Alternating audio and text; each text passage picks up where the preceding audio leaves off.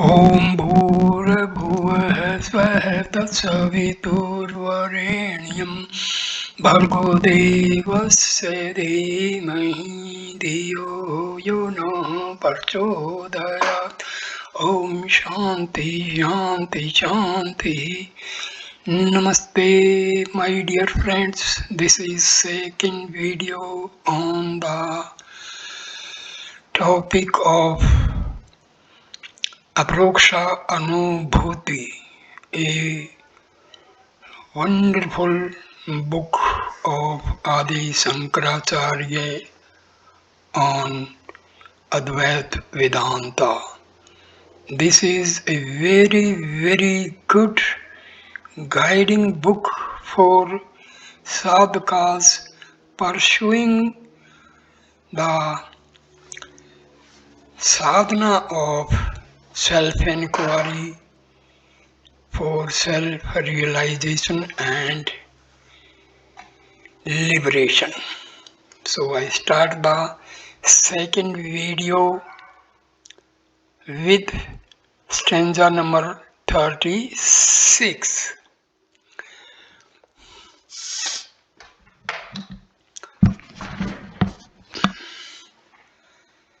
असंगः प्रशय प्रोक्तो बृहदारण्य के पिच अनंतमलशिलष्ट कथम शादेहकः पुमान. So also it is said in the Brihadaranyaka that the Purusha is completely unattached. How can this body wherein inhere innumerable impurities be the Purusha? The Purusha is completely unattached. This reference is to the following passages. The Purusha is not accompanied in the waking state by what he sees in dream, for is completely unattached to everything. Brihadaranyaka Upanishad chapter 4 stanza 3. Now stanza number 37. तत्रैव च समाख्यात स्वयं ज्योतिर्हि पुरुषः जड़ प्रकाशोय अयम कथम शादेहक पुमान. There again it is clearly stated that the Purusha is self-illumined, so how can the body which is inert, insentient and illumined by an external agent be the Purusha?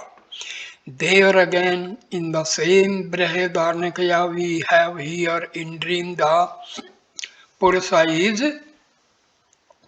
self-illumined. Brihadaranyaka Upanishad chapter 4 3.7.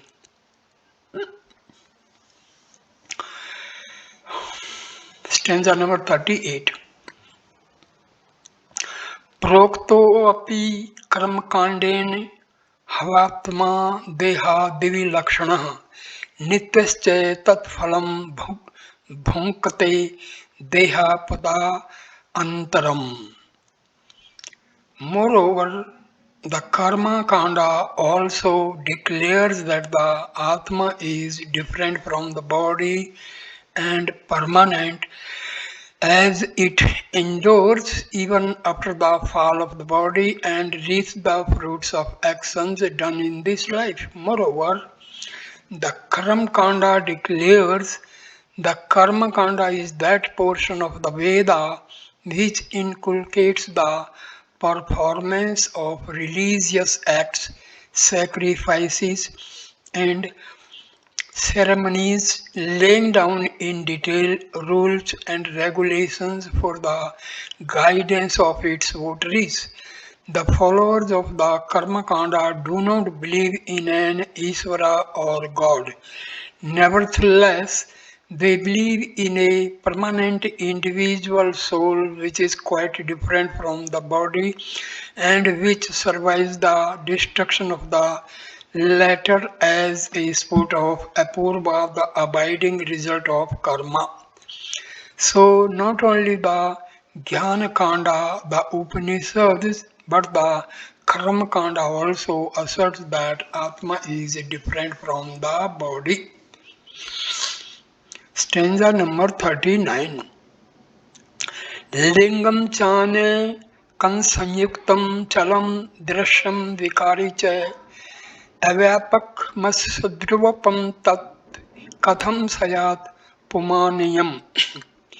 Even the subtle body consists of many parts and is unstable.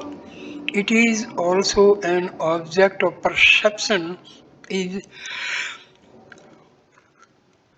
changeable, limited, and non existent by nature. So, how can this be the Purusa? The subtle body, etc., it consists of 17 parts, viz. The intellect, mind, five organs of perception, five organs of action, and five vital force or five subtle elements. Stanza 40.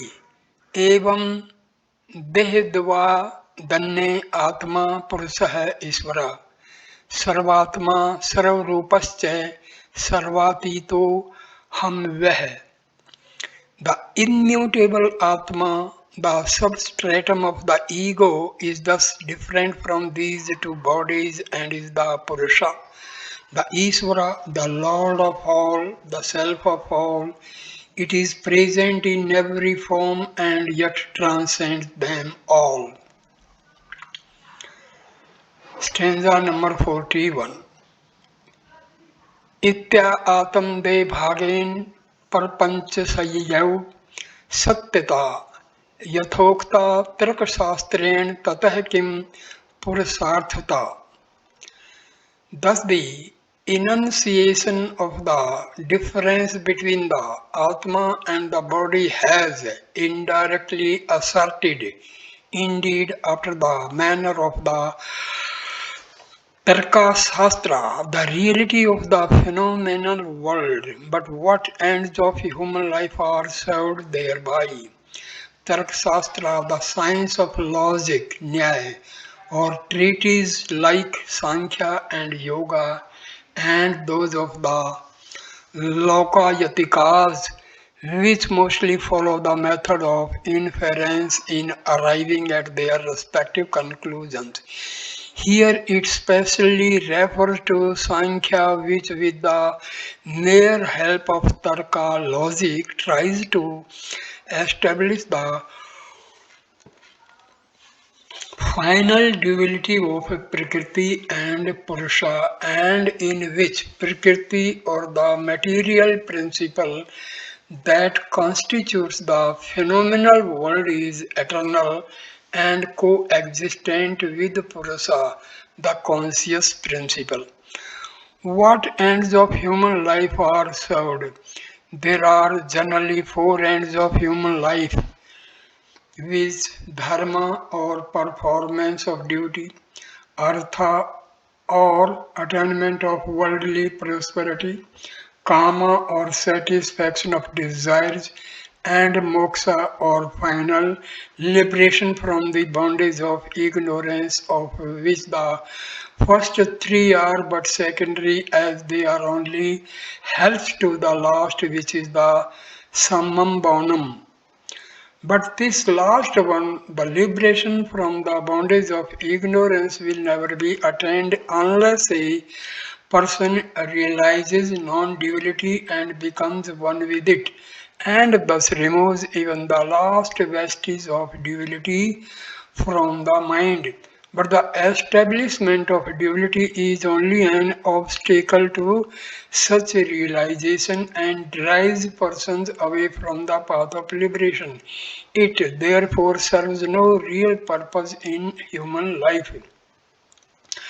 But the object of showing the difference between Atma and the body is not to prove the reality of the body and thus establish the duality of Atma and the body, but only to meet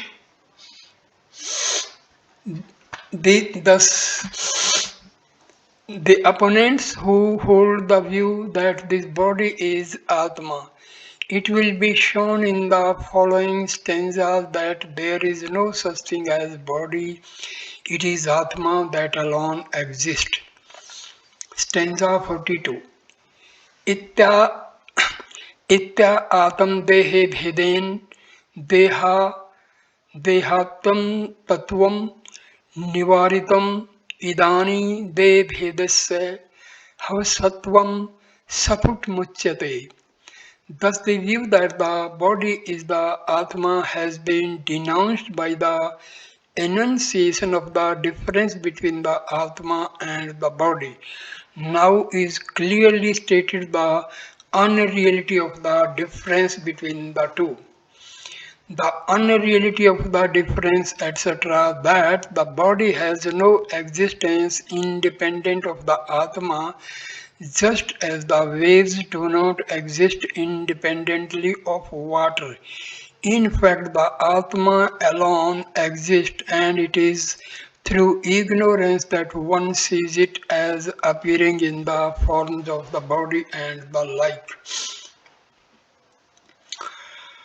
Stanza number 43. चैतन्य सईक रूपत्वा देवदवो युक्तो ने गृहीचित जीवत्वं च मृषा गेयं रज्जो स्रवग्रहो यथा. No division in consciousness is admissible at any time, as it is always one and the same. Even the individuality of the jiva must be known as false, like the delusion of a snake in a rope. It is always one and the same. The contents of consciousness may vary, but consciousness as such remains always uniform, just as the light of the sun remains the same while illuminating various objects. रजव ज्ञानात् अक्षणेनैव यद्वद्रुहि सर्पिणी भाति तद्विचित्तिः साक्षाद्विवाक्षरकारेण केवला. As through the ignorance of the real nature of the rope, the very rope appears in an instant as a snake, so also does pure consciousness appear in the form of the phenomenal universe without undergoing any change. Without undergoing any change, when a rope appears as a snake, nobody can say that any change has been wrought upon the rope. Similarly, pure consciousness appears as the so-called material universe without undergoing any change whatsoever. Stanza number 45. Upadanam parpanch se ब्रह्मणोऽन्येन विद्यते तस्मात् सर्व परपंचो अयम ब्रह्मैवास्ति न चेतरतः.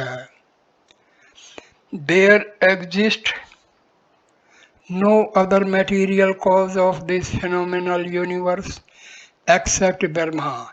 Hence, this whole universe is but Brahma and nothing else. This whole universe is but Brahma. Because the effect is never different from the cause, a pot is never different from the earth of which it is made. The names and forms that differentiate the effect from the cause are but conventional and are found non-existent when their nature is inquired into. Stanza 46. व्याप्य व्यापकता मिथ्या सर्वमात्मेति शासनात् इति ज्ञाते प्रेतत्वे भेदस्यावसरः कुतः. From such declaration of Shruti, as all this is Atma, it follows that the idea of the pervaded and the pervading is illusory. This supreme truth being realized, where is the room for any distinction between the cause and the effect? From such declaration, it refers to the passage These Brahmins and Kshatriyas, these lokas, regions, gods, Vedas and beings, in short, everything is this Atman. Brihadaranyaka Upanishad, chapter 4, stanza 57. Stanza 47. श्रुता निवारितं नूनं नानातवं सौमुखेन हि कथं भासो भवेदन्ये सिथते चादवयकारणे. Certainly the Shruti has directly denied manifoldness in Brahma, the non-dual cause being an established fact. How could the phenomenal universe be different from it? The Shruti has directly, etc. The Shruti passage runs as follows. After hearing from a competent teacher, one should realize with the help of a pure mind that there is no manifoldness in this Brahma. The non-dual cause being an established fact, etc. The positing of the non-dual Brahma as the final reality by the Shruti cuts at the root of all causality. For a cause always presupposes an effect which it produces and which is evidently different from it in some respect or other. But when there is only one, how is it possible for a second thing, an effect, to come into existence? The truth is that the non-dual Brahma or Atma never causes anything. It is through ignorance that one sees this world and thinks of Brahma as its cause. Stanza number 48. दोषो अपि विहित श्रुत्या मृत्यो मृत्युं स गच्छति इह पश्यति नानातवं maya vanchito naraha. Moreover, the Shruti has condemned the belief in verity in the words. The person who, being deceived by Maya, sees verity in this Brahma goes from death to death. Goes from death to death means is born and dies again and again. The reference is to such Shruti text as he who sees verity in this, that is Brahma, passes from death to death. Brihadaranyaka Upanishad, chapter 4, stanza 4.19. In other words, unless a person realizes the non-dual Atma, which is evidently without birth and death, there is no escape for him from the cycle of rebirth. Stanza number 49. ब्रह्मणे सर्वभूतानि जायन्ते परमात्मनः तस्मादेतानि ब्रह्मैव bhavanti tavdharyet. Inasmuch as all beings are born of Brahma, the Supreme Atma, they must be understood to be verily Brahma. All beings are born of Brahma.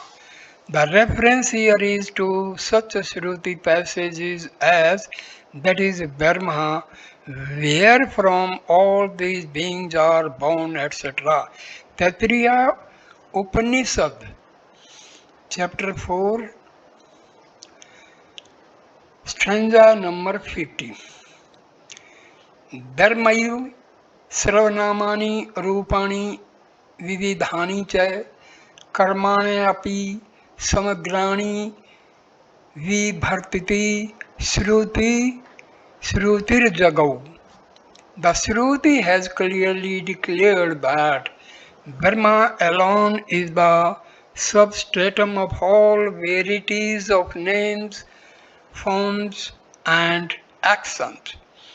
Brahma alone is the substratum, just as a rope is the substratum of the illusion of a snake and the like. So Brahma is the substratum of all names, forms, and actions, though these are but illusory. For even an illusion requires a substratum for its appearance. Stanza 51. सुवर्ण जायमानस्य सुवर्णत्वं च शाश्वतं ब्रह्मणो जायमानस्य ब्रह्मत्वं च तथा भवेत्. Just as a thing made of gold ever has the nature of gold, so also a being born of Brahma has always the nature of Brahma. Stanza 52. स्वल्प नियंत्रम कृत्वा जीवातम परमात्मनो यह संतिष्ठि मूढ़ात्मा भयम तस्याभिभाषितम. Fear is attributed to the ignorant one who rests after making even the slightest distinction between the Jivatma and the Paramatma. Fear. Fear has its root in duality and imperfection and can be overcome by him alone who realizes non-duality and thus attains to perfection. For such a person, there is none to be afraid of and nothing to be gained or lost. Who rest, etc. The Shruti text runs as follows. When he, the ignorant one, takes the slightest difference in it, Brahmana, there is fear for him. This is from Taittiriya Upanishad, chapter 2, stanza 7. Stanza number 53. Yatra jnana bhavavedah तमित्र सूत्र पश्यति आत्म तवेन यदा सर्वम नेत्र सत्रतः चाणवपि.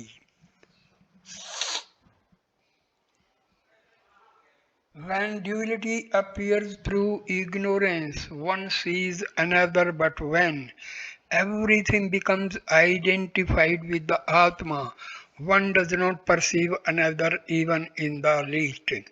When duality, etc. This stanza gives the substance of the following passage from the Shruti. For when there is duality, as it were, one sees another, smells another, etc. But when everything has become one's own self, how can one see another, smell another, etc.? Brihadaranyaka Upanishad, chapter 4, 5.15.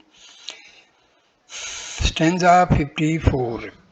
यस्मिन् सर्वाणि भूतानि हयात्तं तवेन विजानतः न वै तस्यै भवेन मोहो न च शोको दिव्यतः.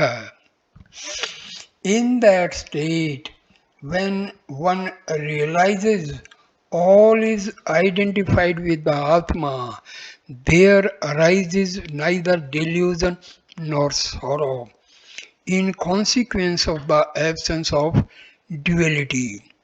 In that state, etc., it refers to the following Shruti text. When a person realizes all beings to be his very self, where is there any delusion or sorrow for such a sphere of unity? Ishapanishad, chapter 7, stanza 55.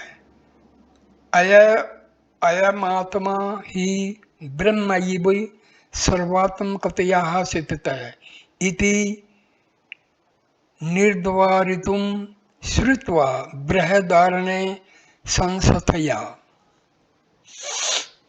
The Shruti in the form of the Brihadaranyaka has declared that this Atma, which is the self of all, is verily Brahma. The Shruti, etc. The text is this Atma is Brahma, etc. Brihadaranyaka Upanishad, chapter 2, stanza 5.19. Stanza 56. Anubhuto payam अनुभूतोपयम लोको व्यवहार अक्ष्मो अपि सनः ऐस असद्भूतो भू ऐस असद्भूतो भूपो यथा स्वप्न है उत्तर अक्षण बाधते. This world, though an object of our daily experience and serving all practical purposes, is like the dream world of the nature of non-existence inasmuch as it is contradicted the next moment. This world, etc., we cannot call a thing sat ever existent merely because it is experienced and has some pragmatic value. In dream we experience things which are valid so long as the dream lasts, but as soon as we awake they disappear as they never existed. So also the experience of our waking states, which are so full of meaning to us, are negated as soon as we enter into dream or deep sleep. This world of waking experience, therefore, is also in the same category of existence as the dream world. Stanza 57. स्वप्नो जागरणे लीकः स्वप्नेऽपि जागरो न हि दवमेव लये नास्ति लयो अपि ह्यूमयोर्नचः. The dream experience is unreal in waking, whereas the waking experience is absent in dream. Both, however, are non-existent in deep sleep, which again is not experienced in either the dream, etc. Here the author illustrates the preceding sloka by showing the unreality of the pre-states, avasthatraya, on account of their mutual contradiction. Stanza number 58. त्रिमेवं भवेनीं मिथ्या गुणत्रय विनिर्मितम् अस्य दृष्टा गुणातीतो नित्यो हयकेशिदात्मकः. Thus all the three states are unreal, inasmuch as they are the creation of the three gunas, but their witness, the reality behind them, is beyond all gunas, eternal one, and is consciousness itself.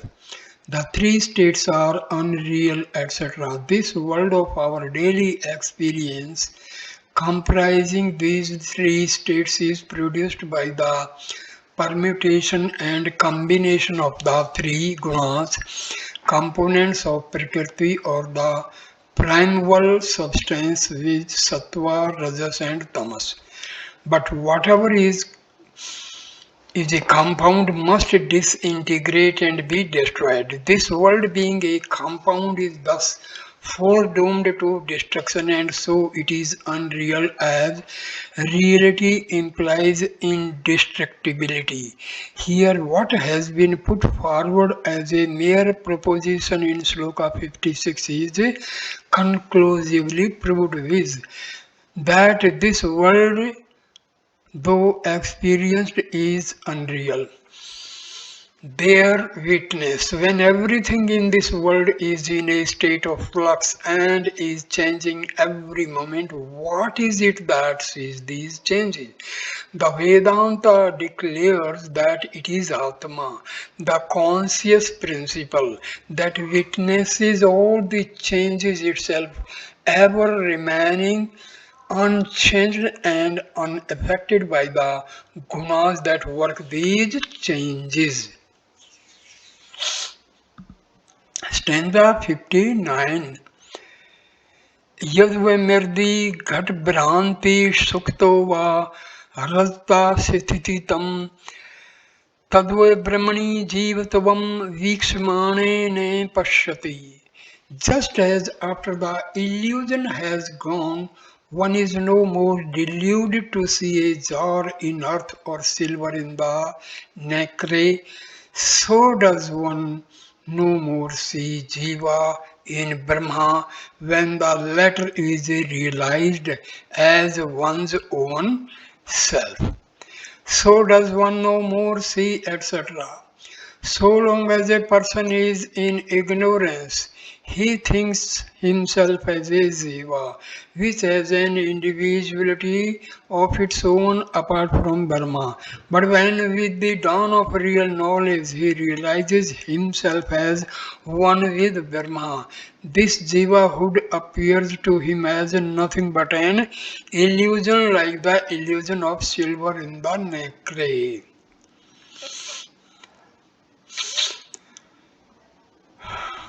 Stanza number 60. यथा मृदि घटो नामः कर्ण के कुंडला मिधा सुक्तो ही रजत ख्याति जीव शब्द स्थापरे. Just as earth is described as a jar, gold as an earring, and a nacre as silver, so is Brahma described as Jiva. Stanza 61. यथैव व्योमिनी नीलत्वं यथा नीरं मरुस्थले पुरुषत्वं यथा स्थानो तद्वद् विश्वसं चिदात्मनि. Just as blueness in the sky, water in the mirage, and a human figure in a post are but illusory, so is the universe in Atma. So is the universe in Atma, not only Jiva, but the whole universe is in illusion in Atma. This is illustrated in various ways in Shloka 61 to 64. Stanza number 62. यथैव शून्ये वेतालो गंधर्वाणां पुरं यथा यथाकाशे दिवचंद्रत्वं तद्वत् सत्ते जगति स्थिति. Just as the appearance of a ghost in an empty place, of a castle in the air, and of a second moon in the sky is illusory, so is the appearance of the universe in Brahma. Stanza 63. यथा त्रंग कल्लौ लर्जलमेव सफुरतैलम पात्र रूपेण ताम्रम ही ब्रह्मांडो घैसत आत्माता. Just as it is water that appears as ripples and waves, or again it is copper that appears in the form of a vessel, so it is Atma that appears as the whole universe. Stanza 64. घटनामना यथा पृथ्वी पटनामना हि तंतवः जगन्नामना चिदा भाति jam तद्भावतः. Just as it is earth that appears under the name of a jar, or it is threads that appear under the name of a cloth, so it is Atma that appears under the name of the universe. This Atma is to be known by negating the names. This Atma is to be known etc. The knowledge of Atma means only the removal of names and forms that are superimposed upon it through ignorance. Stanza 65. सर्वोऽपि व्यवहारस्तु ब्रह्मणा क्रियते जनैः अज्ञानान्नः विजानन्ति निर्देभिः घटादिकम्. People perform all their actions in and through Brahma, but on account of ignorance, they are not aware of that. Just as through ignorance, persons do not know that jars and other earthwares are nothing but earth, just as through ignorance, etc. In all our dealings with various earthwares, we are actually dealing with earth, as by no means can earth be separated from earthwares. So, in all our intercourse with the world, we are in fact dealing with Brahma, which is non separable from the world. कार्ये कारणता नित्यमास्ते घट निर्दयो यथा तथैव श्रुति युक्तिं ध्याम प्रपंच ब्रह्मणोरिह. Just as there ever exists the relation of cause and effect between earth and a jar, so does the same relation exist between Brahma and the phenomenal world. This has been established here on the strength of scriptural text and reasoning. So does the same relation, etc. The same relation of cause and effect exist between Brahma and the world. But as the effect can never be shown to be separate from the cause, this relation only means their non-difference. The Shruti also declares all this is identical with that, that is Sat or Brahma. Chandogya Upanishad chapter 6.8.7. All this is verily Brahma. Chandogya Upanishad chapter 3.14.1. Stanza number 67. ग्रहिमाणे घटे यद्वन मृत्तिका याति वै बलात् वीक्षमाणे प्रपंचपि ब्रह्मैव भाति भासुरम्. Just as the consciousness of earth forces itself upon our mind while thinking of a jar, so also does the idea of ever shining Brahma flash on us while contemplating on the phenomenal world. So also does flash on us, etc. In some rare moment, while we think very deeply about the evanescent nature of this world, we become almost intuitively aware of Brahma, the permanent entity behind these changing phenomena. For change necessarily implies something that is unchanging. Stanza 68. सदैव आत्मा विशुद्धो अस्ति हर्षशुद्धो भाति वै सदः यथैव दिविद्वा रज्जु ज्ञानी ज्ञानिनो Neesham. Atma, though ever pure to a wise man, always appears to be impure to an ignorant one, just as a rope always appears in two different ways to a knowing person and an ignorant one. Pure, without any modification, such as the body in two different ways as rope and a snake. Stanza 69. यथैव मिरन्मय है कुंभस्थो होपी चिन्मयी आत्मा अनात्मा विभागो अयम मुदैव क्रियते बुद्धि. Just as a jar is all earth, so also is the body all consciousness.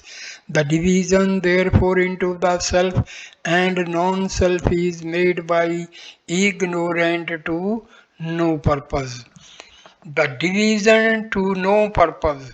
The dualist erroneously think that the body and Atma are two separate entities independent of each other. Atman are two separate entities independent of each other. This, however, does them no good as it deprives them of the realization of the non-dual Atma, which is Samam Bonam. Stanza number 70.